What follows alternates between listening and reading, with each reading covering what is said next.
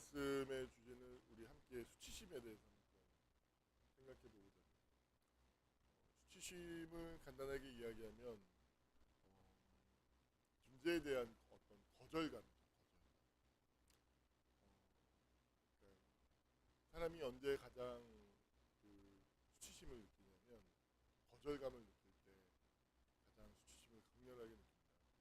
그런데 이 수치심이 얼마나 강력한 감정이냐면 굉장히 예를 들어서 왜 그러지? 지금?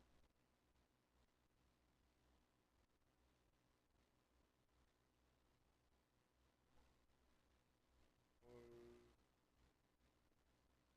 실시간 예배가 올라가지 않는다는 건가? 인터넷이 안 되는 건가?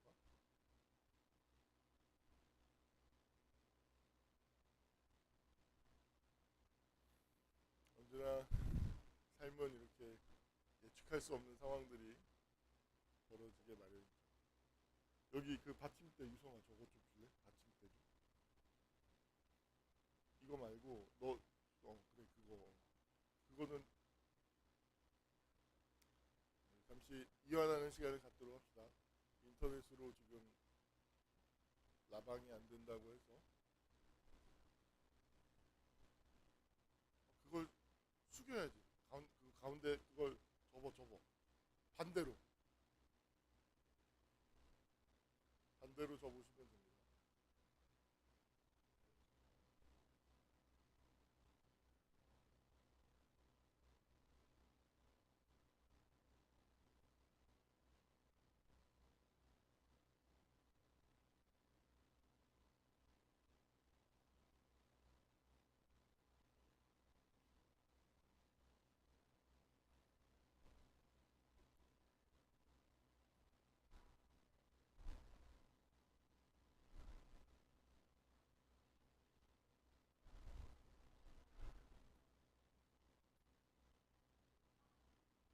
그럴 수도 있죠.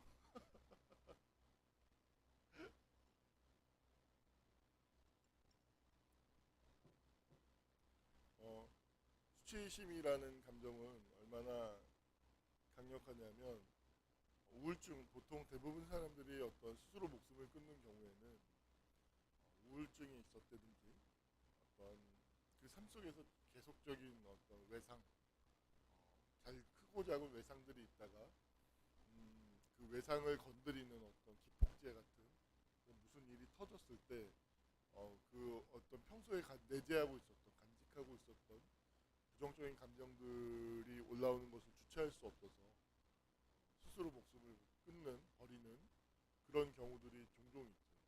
근데 이 수치심은 정말 인생을 잘 살던 사람들 아주 멀쩡하게 우울증 전혀 없었어요. 인생의 외상 전혀 없었어요. 그런데 사람을 그렇게 멀쩡하던 사람도 스스로 목숨을 버릴 수 있게 만드는 강력한 자기 부정, 자기 거부의 에너지가 바로 수치심입니다. 저는 가장 인상 깊었던 그 것은 현대 가의 정몽구 회장 검찰 조사를 받고 나온 다음에 스스로 목숨을 끊었죠. 자기 집무실에서 뛰어내는데 그 집무실 유리창이요 고층 빌딩이기 때문에 이렇게 여는 창문 있죠. 이 정도밖에 안 돼요. 공간. 거기를 비집고 들어가서 기어이 던져 자기 몸을 던지고 죽었어요. 대단하지 않습니까? 저는 그 수치심 때문이었다고 생각해요. 그리고 또 가장 그런 수치심이 컸던 그 혼란기에 있었던 배우의 어떤 배우건설의 사장님 제 이름은 정확히 기억하는데 정상영 아무튼 이름은 정확하지 않습니다. 택시를 타고 가다가 한강다리에 이렇게 택시가 이렇게 차가 많으니까 정차를 했대요. 택시에서 내려가지고 바로 한강으로 뛰어들어가 목숨을 끊는 이게 벌써 한 20년 전 일입니다. 제가 어렸을 때 20대 때 이런 사람들도 죽을 수 있구나라는 그런 것이죠. 수치심은 쉽게 말하면 자기 거절의 에너지예요. 그럼 좀 조금 더 한번 이 자기 수치심이라고 하는 것을 좀 더 자세히 들여다보면 이 수치심이라고 하는 감정이란 말에 너무 갇히지 마십시오. 저는 감정이란 말을 쓰는 것을 별로 안 좋아하는데 왜냐하면 이 감정이라는 말 자체가 어떤 모더니즘의 언어예요. 그러니까 모더니즘은 뭐냐면 주관과 객관을 분리하는 언어. 그래서 어떤 주체가 이 감정으로부터 자유로울 수 있고 이 감정을 마치 다룰 수 있을 것 같은 그런 어감을 이 말 안에 가지고 있어요. 근데 그럴 수 없어요. 인간은 이미 감정 안에 들어와 있기 때문에 그 감정을 지배할 수 없고 통제할 수도 없고 그 감정을 핸들링할 수도 없어요. 다룰 수도 없어요. 왜냐하면 나란 존재 자체가 이미 감정에 물들어 있기 때문에 지배당하고 있기 때문에 감정이란 말을 좋아하지 않는데 그래서 에너지라는 말을 더 좋아합니다. 선호하고 그러면 이 수치심이라고 하는 이 에너지를 우리가 좀 자세히 들여다보면 여러분 사람 제가 늘 얘기하는 자아는 그러니까 자아가 뭐예요? 라고 물어보면 딱 대답할 수 있는 사람이 없어요. 자아가 뭐죠? 자아가 뭐죠?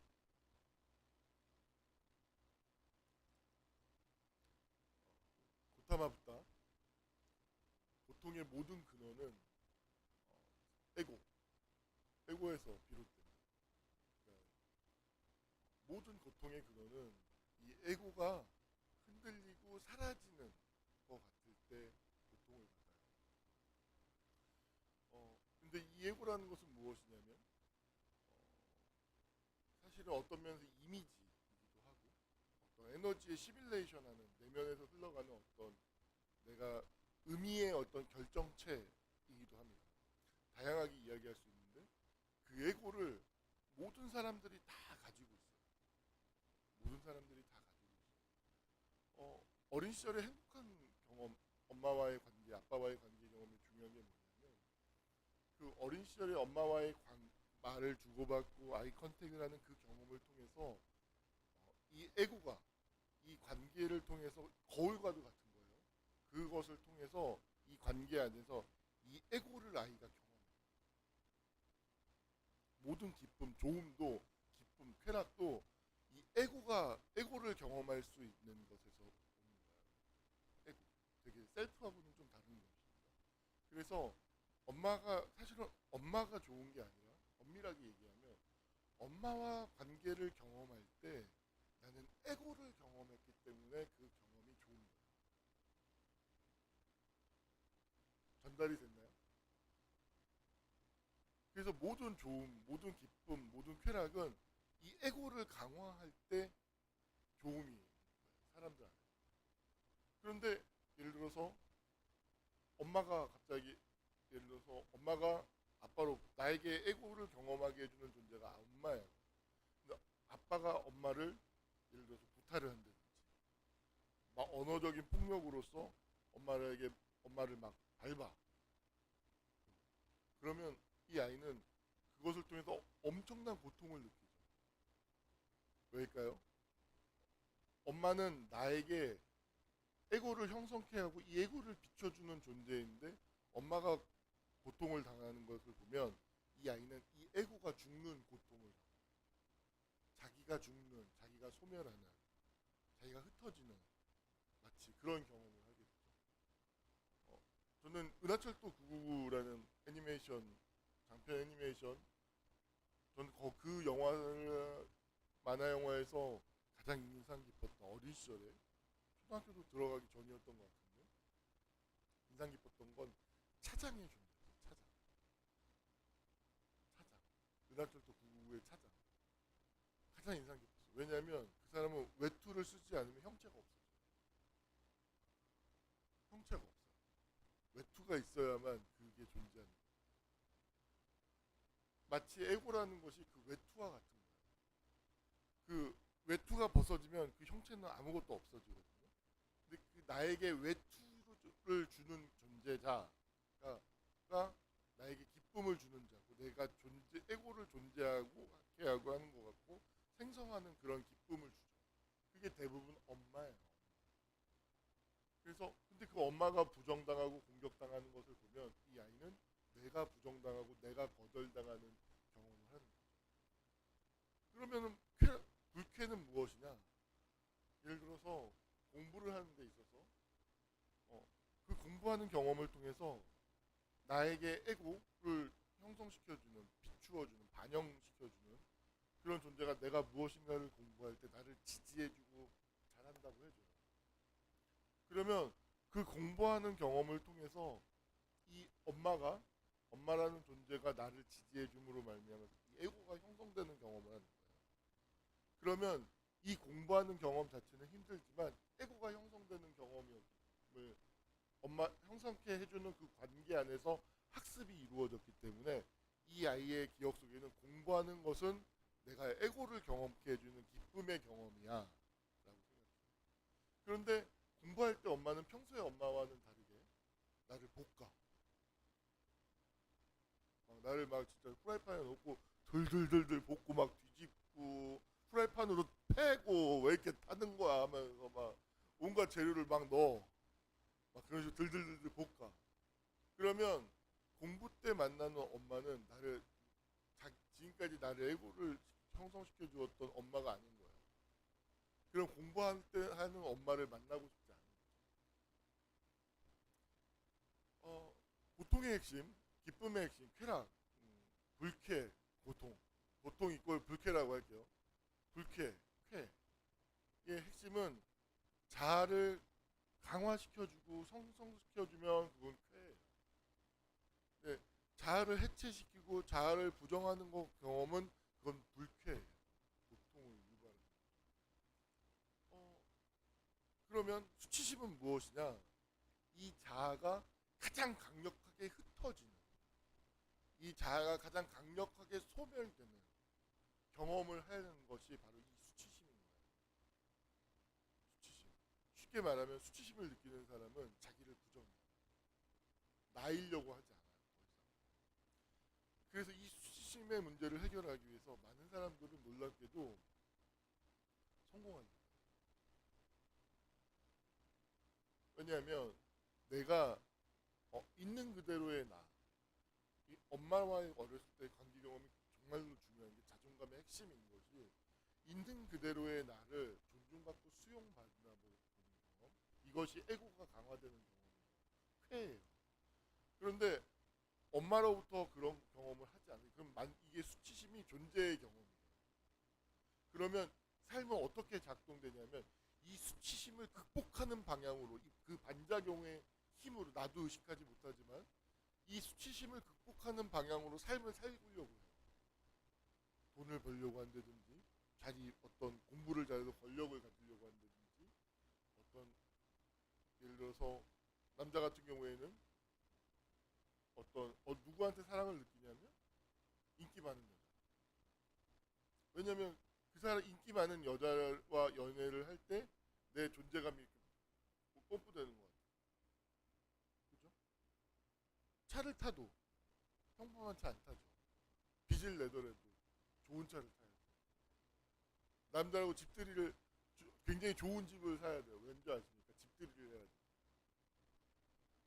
집들이 했을 때 오, 되게 좋은 집에 사는구나. 이 얘기를 들어야 되니까 좋은 집에 사야 됩니다. 삶의 모든 방향이 이 수치심의 문제를 어떤 수치심을 경험하지 않기 위한 방향으로 그 삶이 작동하고 있는 거예요. 그 사람은 의식하지도 못하지만. 그런데 보십시오. 놀랍게도 이 수치심이라는 감정, 에너지는 사실은 진정한 자기 소외의 상태예요. 수치심에 지배당하는 상태예요. 내가 나의 있는 그대로가 부끄러워서 더 이상 나로서 존재하지 않고 다른 무엇으로서 존재하려고 하는 상태. 그 다른 무엇으로 존재하면 내가 마치 수치심을 느끼지 않을 수 있을 것 같은, 수치심이 없을 수 있을 것 같은 그런 환상의 지배 아래, 환상과 이데올로기의 지배 아래 놓여져 있는 상태가 바로 이 수치심이 지배하는 상태의 삶입니다. 바로 이 수치심은 자기 소외의 아주 정수예요. 그러면 이 수치심의 지배를 당하게 되면 사람은 놀랍게도 매우 안타깝지만 그 마음 깊숙한 곳에서는 무엇을 욕망하게 되냐면 있는 그대로 나를 사랑받고 싶은 욕망을 가져요. 그런데 그것과 어떻게 접촉해야 되고 그것을 어떻게 언어화할 수가 없어요. 역설적이게도 만성적인 불만족에 시달리죠. 좋은 차를 샀어요. 예를 들어서 굉장히 좋은 차를 샀어요.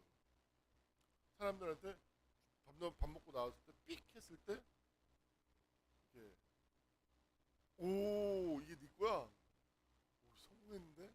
이런 거 받기 위해서 했어요. 근데 역설적이게도 사람들 오 했을 때 그 사람 내면 깊은 곳은 가장 깊은 불만족을. 왜냐하면 보십시오. 있는 그대로의 나를 존중받고 수용받고 사랑받고 싶은 욕구를 부정하고 수치심에 지배당해서 그 반작용으로 그 수치심의 문제를 해결하기 위해서 그걸 한 거잖아요. 오 인정받는다고 해서 있는 그대로의 나를 존중받는 게 아니에요. 그래서 그 마음은 뭘 해도 깊은 불만족 속에 살아요. 그냥 아무리 있어도 사람들이 할 때뿐이지 혼자 있는 그 순간. 여러분 사람이 언제 그 사람이 행복한가 행복하지 않은가는 언제 그 사람을 보면 알 수 있냐면 그 사람이 혼자 있을 때 잘 행복할 수 있는 그 사람이 정말로 혼자 있는 순간에 행복할 수 없다면 그 사람 사실은 행복한 거 아니에요. 그 사람이 수치심의 지배를 당하는 혼자 있을 때 불행해요. 왜냐하면 그런 공 여러 개 달리고 뭐 이렇게 막 동그라미 큰 차들 앞에 로고 대부분 동그라미 큰 차들이 이렇게 요새 사람들이 그렇게 타고 싶어 하더라고요.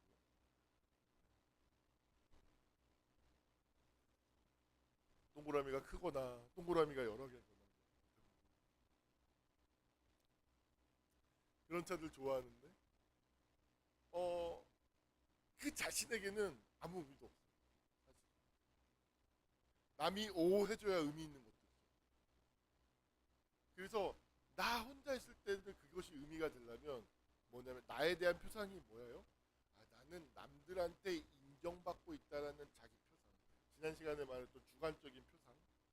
표상으로서의 나를 만족시키는. 근데 그 주관적인 그 자기 표상으로서의 내가 진짜 나냐?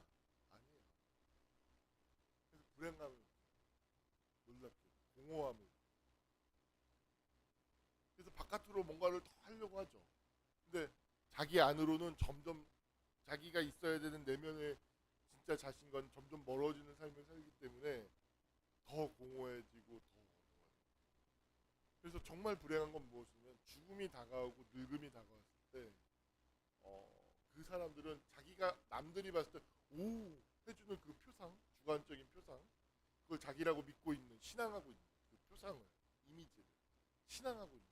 근데 죽음 앞에서 그것이 아무것도 아니라는 것을 발견하게 돼요. 알게 돼요. 그래서 나이를 먹으면 먹을수록 그 얼굴이 어두워져요. 그리고 그것에 대한 반작용으로 그 표상에 대한 신앙을 더욱더 강화하려고 해요. 그래서 그 사람들을 보면은 어떤 느낌이 드냐면 그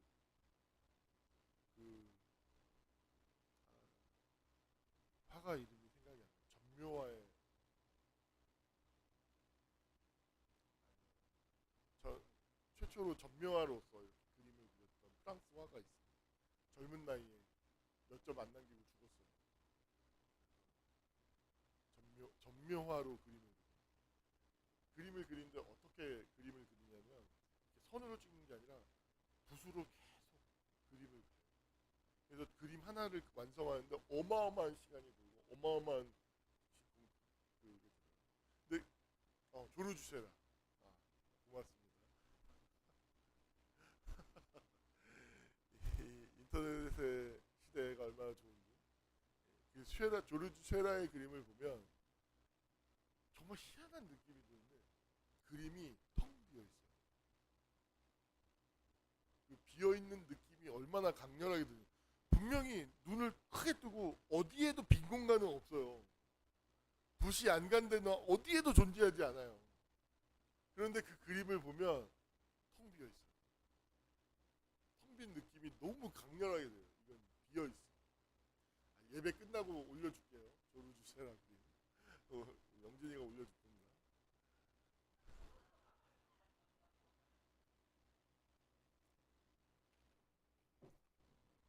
그, 그 그림처럼 어, 내면이 아무리 많은 걸 가지고 있다 해도 비어 있어. 사람들. 그 주관적인 자기 표상, 수치심의 문제를 해결하기 위해서 난 성공했어. 난 돈 많아. 남들이 부러워해. 이게 다 주관적인 자기 표상이거든요.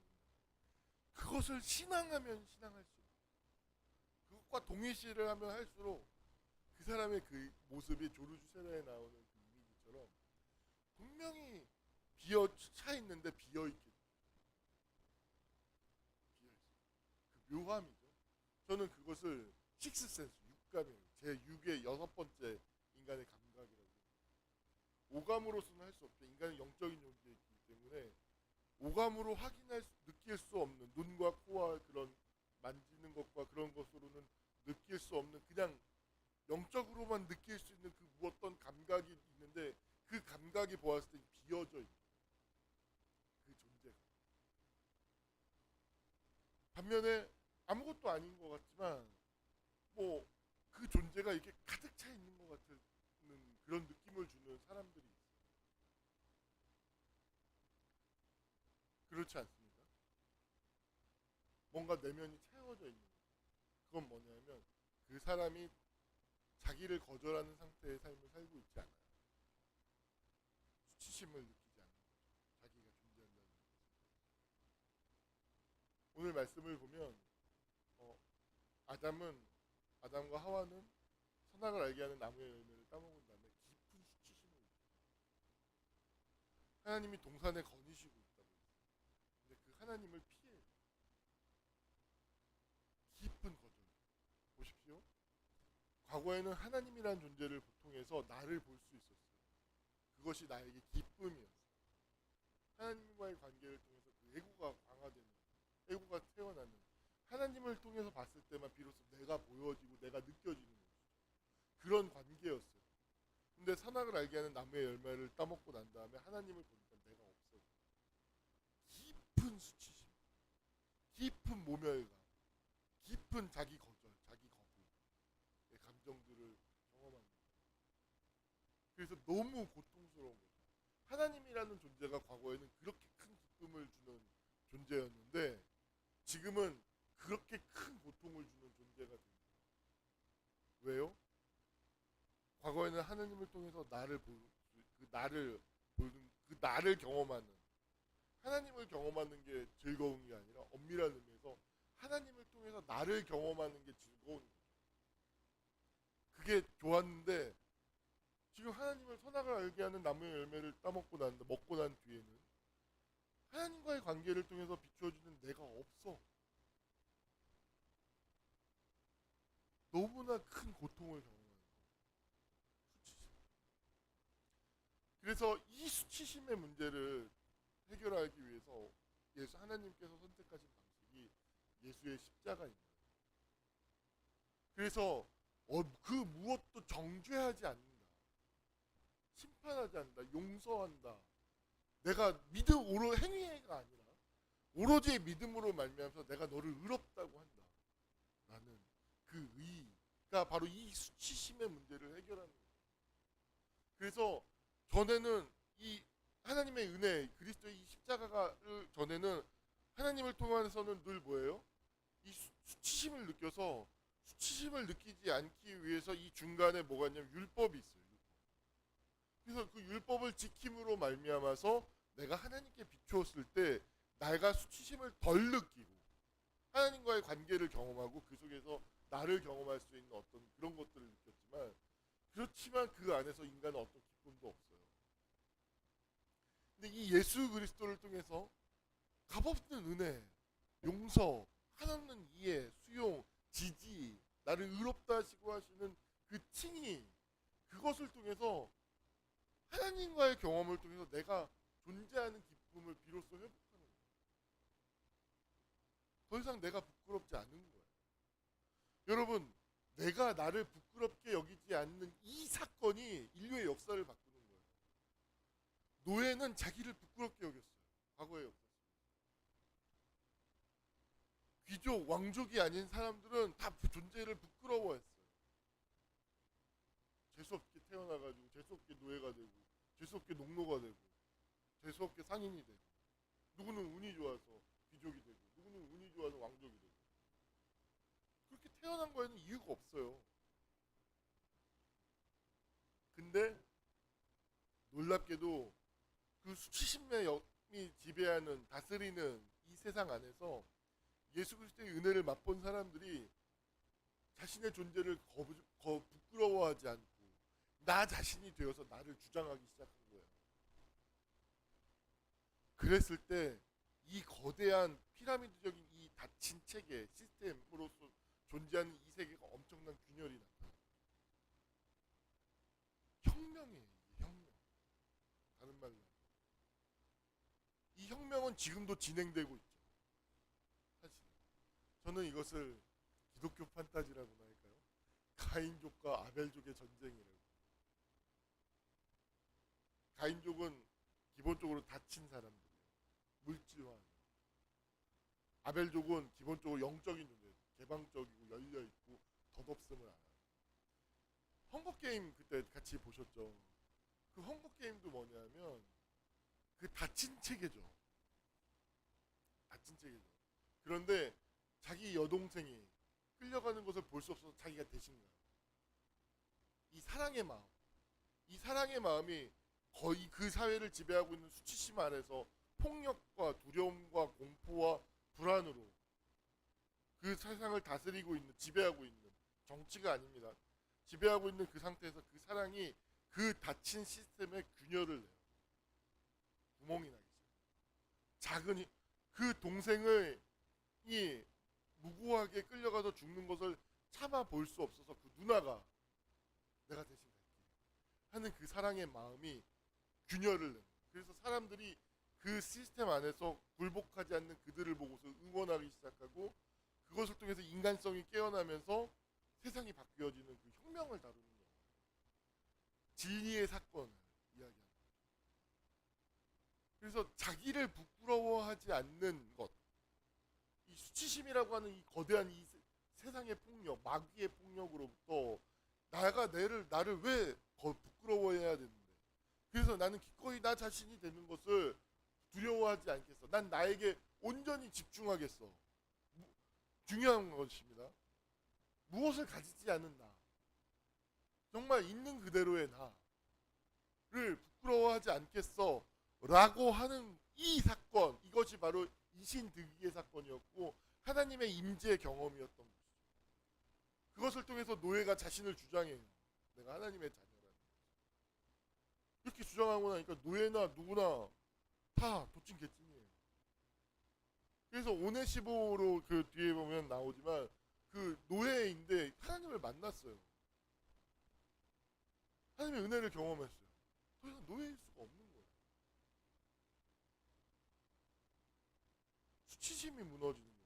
이건 되게 존재론적으로 거대한 얘기입니다. 우리들 모두가 얼마나 수치심에 쉽게 노출되어져 있고 그 수치심의 지배 아래서 살고 있는지를 여러분들은 상상하지 못해요.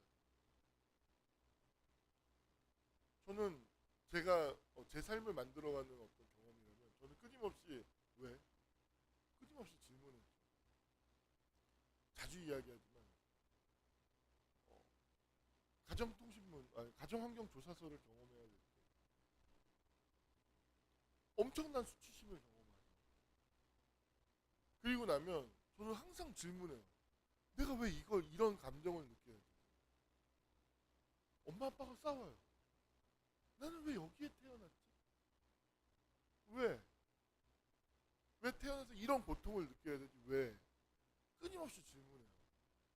그래서 그 질문이 책을 보고자 하는 욕구로 이어져요. 그걸 알고 싶으니까. 난 내가 답을 할 수 없으니까. 모르겠습니다. 그 얘기를 들려주는 책들을 찾기 위해서 계속 책을 보는 거예요. 그리고 그 책들을 보면 놀랍게도 대답이 되잖아요. 그럼 저는 제 존재가 생성되는 경험을 그 대답 안에. 그게 저에겐 쾌락이죠. 기쁨이죠.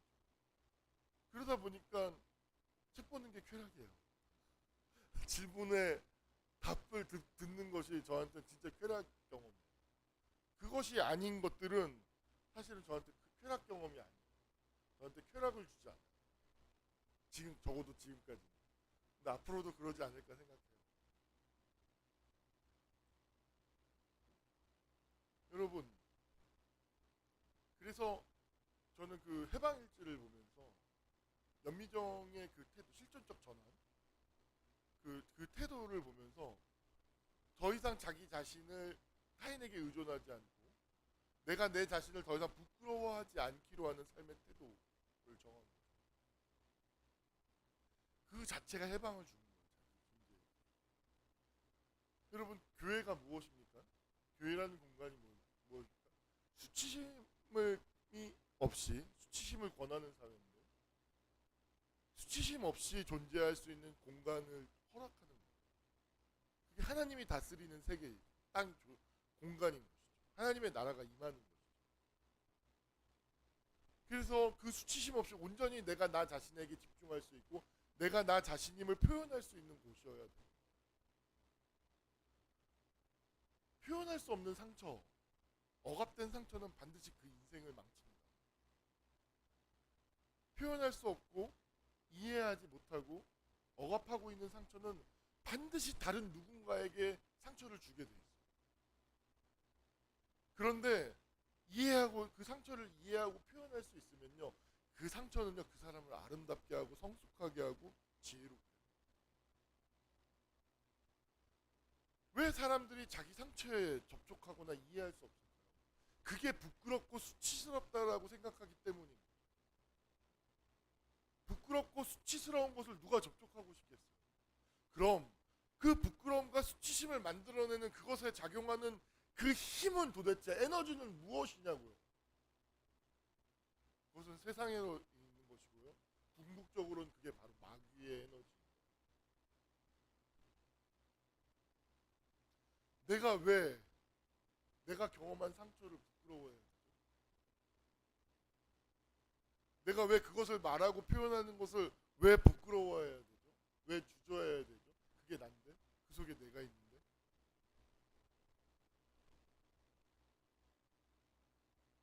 그럼 이걸 부끄럽게 만드는 힘은 도대체 어디서 오냐고. 그 힘으로부터 우리를 보호하는 것.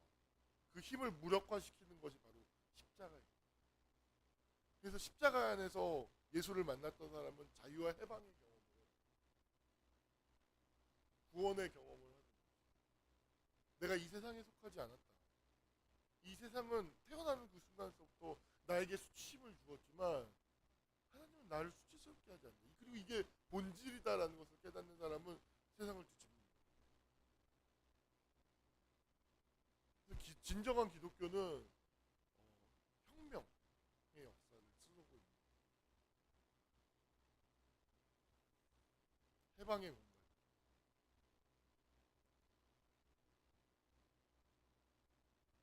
여러분들도 계속해서 자기를 부끄러워 여기서 피해 다니죠. 그러면 사랑은 무엇일까요? 사랑의 공간 안에서 자기를 표현할 수 있어요. 자본주의적인 시스템은 사랑을 교환이라고 생각해요. 다 교환해요. 다 교환이에요. 자본주의의 가장 기본적인 시스템. 그래서 소득 수준이 비슷해, 돈도 비슷해. 뭔가 교환하는 거야, 교환. 그 속에 진짜 사랑이 있을까요? 매우 안타깝지만 없어요.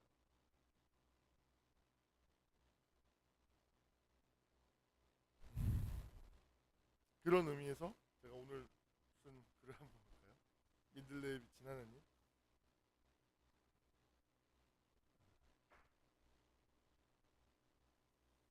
민들레는 부재의 공간에서 꽃을 피우는데 꼭 그 생김새가 부재를 닮아 있다.